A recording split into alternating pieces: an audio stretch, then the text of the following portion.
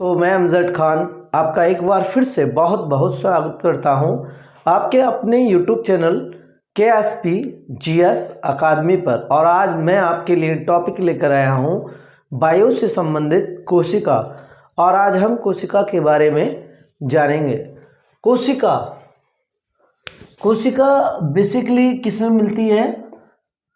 जीवित में मिलती है। मतलब कोई भी चीज़ जो होगी वो लिविंग्स, मतलब जो जीवित कोशिका होगी वह केवल जीवित में होगी, मतलब लिविंग थिंग्स में होगी, नॉन लिविंग थिंग्स में नहीं होगी।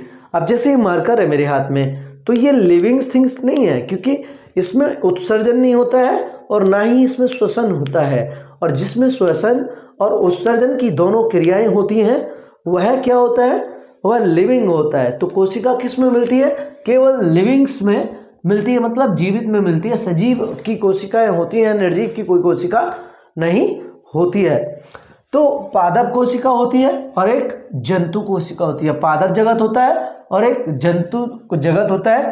और पादप जगत में पादप कोशिका होती है, जंतु में जंतु कोशिका या मानव कोशिका भी बोल सकते हैं। मानव को इसमें इंक्लूड कर लिया गया है, मानव को इसमें इंक्लूड कर लिया है। इधर मानव कोशिका और इधर जनरल कोशिका, सॉरी यहाँ पर पादप कोशिका। तो हम सबसे पहले जानेंगे कि ये जनरल सामान्यतः कोशिका होती क्या है। कोशिका इस तरीके की शेप में होती है और कोशिका की खोज सर्वप्रथम रॉबर्ट हुक ने की थी 1665 में। लेकिन 1665 कभी भी नहीं पूछता है यहाँ पे।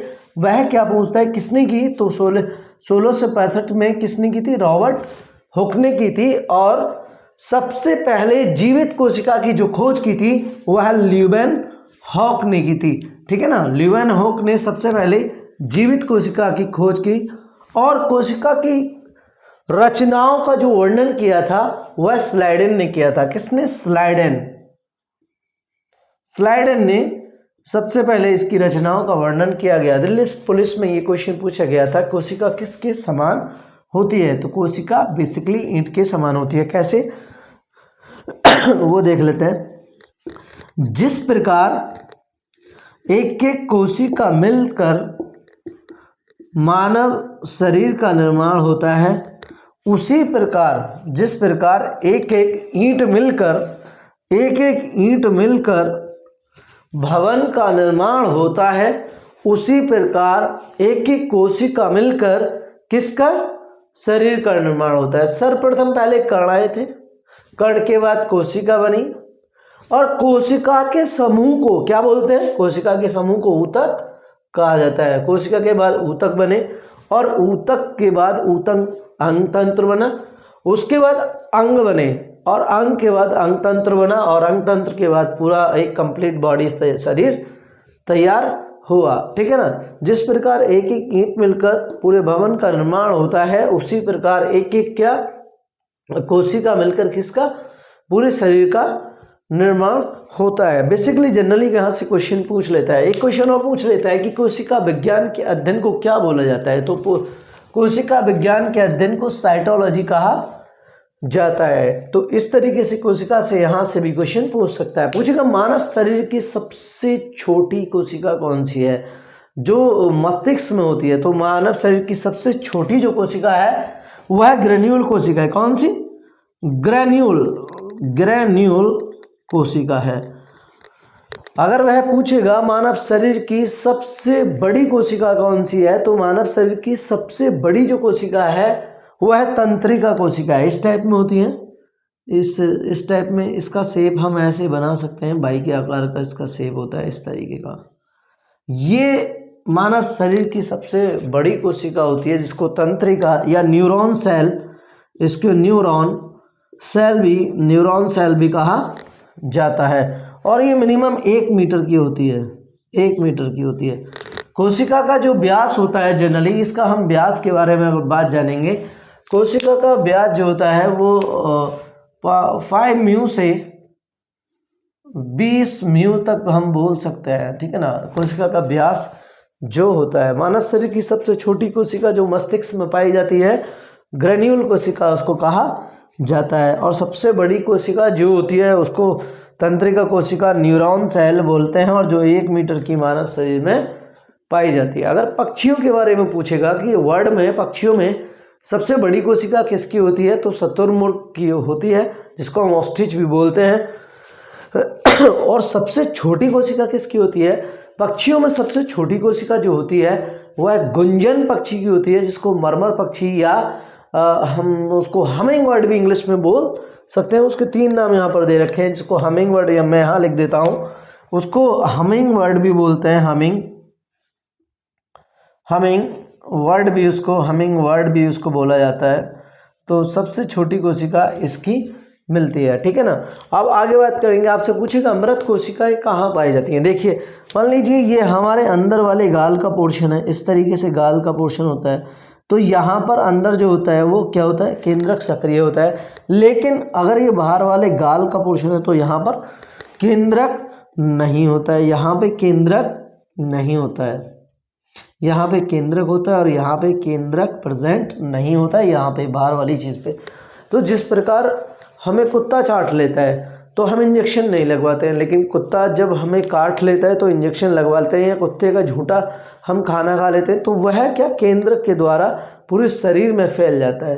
तो त्वचा की बाहरी परत पर क्या नहीं पाया जाता है, केंद्रक नहीं पाया जाता है, ठीक है ना, केंद्रक नहीं पाया जाता। आपसे पूछेगा मृत कोशिकाएं कहाँ पर पाई जाती हैं, तो मृत कोशिकाएं कहाँ पर, त्वचा की बाहरी परत पर पाई जाती हैं, जहाँ पर क्या केंद्रक अब्सेंट रहता है, कोई भी वायरस यहाँ पर लग नहीं सकता है। वैसे बेसिकली मानव जो शरीर है उसकी जो क्रियात्मक इकाई है, जो सबसे पहले वो क्या है, वो कोशिका ही है, क्योंकि प्रत्येक जीव की जो उत्पत्ति होती है वह एक कोशिका से ही होती है।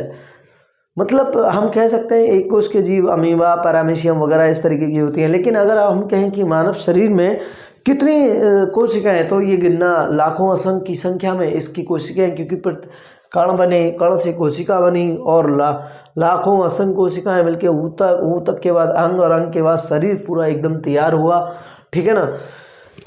तो हम ये नहीं बता सकते हैं कि मानव शरीर में लाखों, हम ये बता सकते हैं कि लाखों असंख्य कोशिकाएं मानव शरीर में होती है। और कोई भी वायरस होता है, जैसे एड्स होता है, निपा होता है, कोई भी वायरस होता है, तो वो सबसे पहले कोशिका में ही लगता है, ठीक है ना। आगे बात करेंगे कि कोशिका, और कोशिका में देखेंगे ये पादप कोशिका है और ये जंतु कोशिका का वो पोर्शन दिया हुआ है। तो पादप कोशिका में देख लेते हैं। बेसिकली लवक और कोशिका भित्ति जो होती है वह केवल पादप कोशिकाएं में होती है, जो पादप की बाहरी परत होती है। मतलब पादप जो होता है, मतलब इस तरीके से पादप है, तो पादप की जो है वह बाहरी परत होती है, पादप की बाहरी परत होती है ये, इसको छाल बोलते हैं लोकल भाषा में, इसको क्या छाल बोला जाता है। और यह सेलुलोज की बनी होती है, किसकी, यह सेल्यूलोज की बनी होती है। और सर्वाधिक जो सेलुलोज होता है वो घास में पाया जाता है। किस में पाया जाता है, सर्वाधिक सेलुलोज जो पाया जाता है वह घास में पाया जाता है। किसकी बनी होती है, सेलुलोज की बनी होती है, ठीक है ना। ये आउटर लेयर होती है, केवल पादप में पाई जाती है। किस में पाई जाती है, केवल पादप कोशिका में पाई जाती है, पादप कोशिका में पाई जाती है। लेकिन जंतु कोशिका में इसका कहीं भी जिक्र नहीं दिया गया है। और किस में पाई जाती है, केवल पादप कोशिका में पाई जाती है यहाँ से, ठीक है ना। लवक के बारे में भी हम जान लेते हैं। लवक जो होते हैं, लवक 3 प्रकार के होते हैं। इसका पूरा एक टॉपिक आएगा, नेक्स्ट हम आगे बात करेंगे। लवक 3 प्रकार के होते हैं, यह भी केवल पादप कोशिका में ही पाए जाते हैं। आगे हम उसके विषय में यहाँ थोड़ा रफली देख लेते हैं। ये जो कोशिका के अंदर पाए जाते हैं इनको कोशिकांग बोला जाता है, ठीक है ना। जिस प्रकार यहाँ पे हमने बताया था कि कोशिका भित्ति है और जिसको हम सेल वॉल भी बोला जाता है, ठीक है ना। ऐसे ही जो मानव है और जंतु की कोशिका होती है उसकी जो बाहरी परत होती है, जो आउटर लेयर बोल सकते हैं हम इसको हम झिल्ली भी बोल सकते हैं, या झिल्ली होती है, ठीक है ना, झिल्ली होती है। आउटर लेयर जो बाहर की होती है उसको झिल्ली हम कह सकते हैं। तो इसमें जीव द्रव्य पाया जाता है और राइबोसोम्स पाए जाते हैं, लाइसोसोम्स पाए जाते हैं और माइटोकॉन्ड्रिया भी पाया जाता है और झिल्ली मिलती है, गोल्जिकाएँ मिलते हैं, अंतःपरदव्य जालिका मिलती हैं। जीव द्रव्य का भी काफ़ी इसमें रोल है, जीव द्रव्य और क्या नाम है, राइबोसोम्स हैं। इसी प्रकार यहाँ पर जो ये जितने भी कोशिका के अंदर पाए जा रहे हैं ये चीज़ें, इसको क्या कोशिकांक भी कहा जाता है। और ये आगे जानेंगे हम कोशिकांक के बारे में पढ़ेंगे सारा, हम किस तरीके से कोशिका का कोशिकांक पूरा होता है। और जय हिंद, जय भारत।